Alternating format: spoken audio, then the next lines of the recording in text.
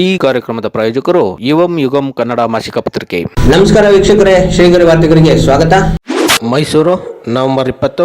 ಪ್ರಸ್ತುತ ರಾಷ್ಟ್ರೀಯ ಶಿಕ್ಷಣ ನೀತಿ ಮತ್ತಿತರ ವಿಷಯಗಳ ಕುರಿತು ಸುದ್ದಿಗೋಷ್ಠಿ ನಡೆಸಿದ UGC chairman doctor M Jagadish Kumar. See, the interests of the students are paramount in all our minds. So, online distance education (ODL) is based on certain regulations, and these regulations specify that the institutions have to follow certain standards, certain procedures. So whenever the institutions admit the students, they must ensure that they are following these rules and regulations. So if they are not doing that, and if they are admitting, it is the responsibility of the institution, right, to look into their own actions and see how they violated these rules and how they admitted these students, causing so much of problem to the students. And there is nothing like in our regulations to give approvals retrospectively, right? So our regulations do not permit. So that is why we conduct workshops and seminars to all the open education institutions to be aware of these rules, not to admit the students without the prior approval of UGC. And the second issue is about the corruption. Corruption, you see, is a criminal activity. So therefore the laws of the land should take over and investigate, and appropriate action has to be taken. The role of UGC is to maintain standards, to coordinate with the educational institutions so that the best quality of education is provided to our students. So we are not an investigating agency, we are not a law enforcing agency. So if there are any criminal activities, it is for the state government, it is for the law enforcing agencies to look into that. Whenever such complaints come to us, we do write to the state governments, we do write to the law enforcement agencies. I think collectively all of us should ensure that all our processes are completely corruption free. Sir, ಈಗ state government NEP ಜಾರಿ ಮಾಡಲ್ಲ ಅಂತ ಹೇಳ್ಬಿಟ್ಟಿದ್ದಾರೆ. UGC ಏನು ಕ್ರಮ ತಗೊಳ್ಳುತ್ತೆ? What does NEP 2020 say? It says that we need to create a system where our students will have freedom, they will have flexibility and choices in choosing their education. We also want to make sure that the learning outcomes of the students is maximized when they are studying in the school, in the college and university. We also want to ensure using technology provide personalized education to the students, because each student has their own cognitive abilities, they have their own financial difficulties, their own aims and aspirations. So using technology provide personalized education. And then we also want to increase the GER of our country to 50% by 2035, because please remember, all of us come from rural background. And in India today, nearly 65% of the Indians, they live in rural background. But majority of them, they cannot afford to come to a city or a town and study in a college.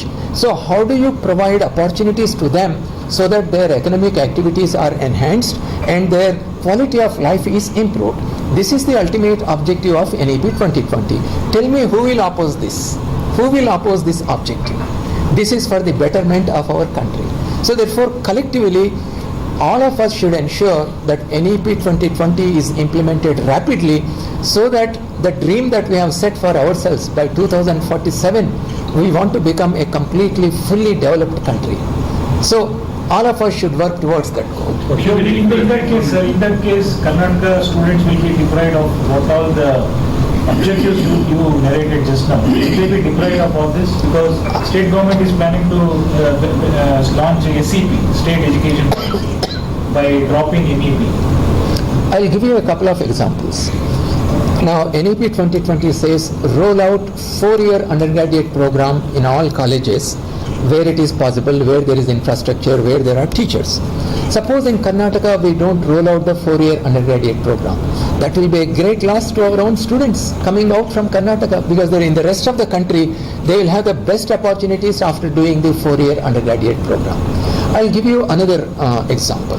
Suppose we say you introduce multi-entry, multi-exit scheme.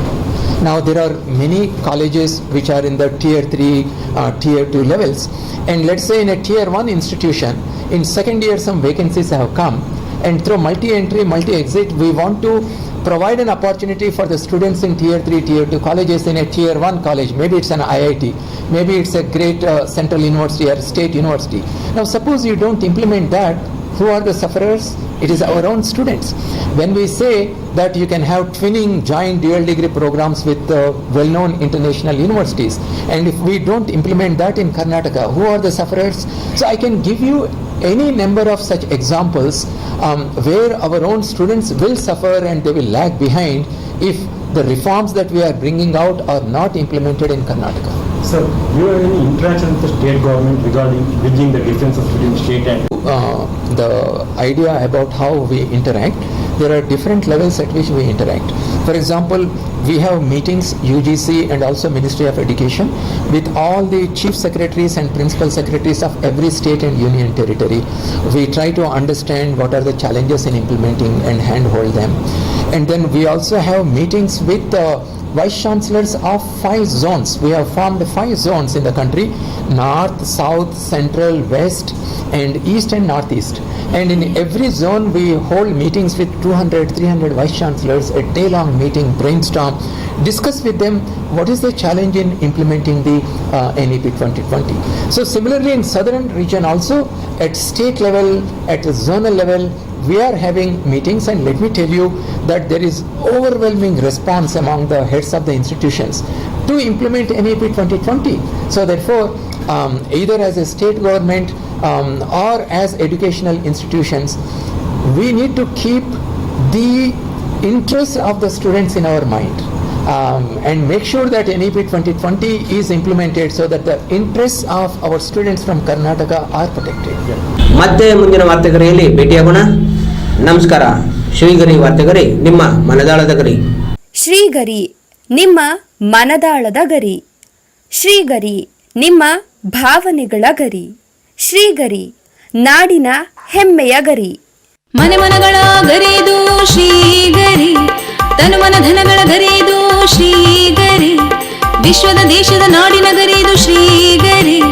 ಶ್ರೀಗರಿ ಶ್ರೀಗರಿ ಶ್ರೀಗರಿ ಶ್ರೀಗರಿ ಶ್ರೀಗರಿ, ನಿಮ್ಮ ಮನದಾಳದ ಗರಿ.